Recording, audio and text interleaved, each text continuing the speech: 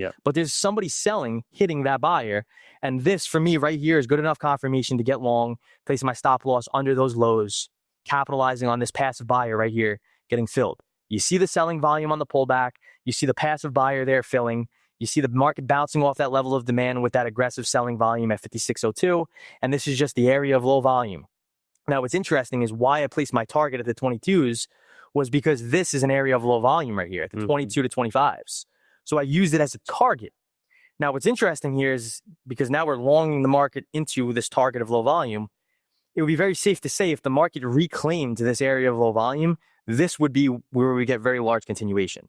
Okay. And this is where you can look to capitalize on larger moves or maybe look to scale out or like kind of get creative with your trade management. Gotcha. That if the market holds above these 56.25s, this kind of would give validation that the buyers are strong, we're taking over the sellers, and we may have a solid trend continuation to the upside.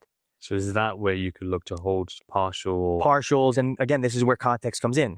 And what's interesting here is the market's going to fill this level of low volume. Again, when the market spends time there, it builds volume, it fills these levels. That's how the volume gets built. Yeah. See how it's kind of filling, and then the market just aggressively moves up.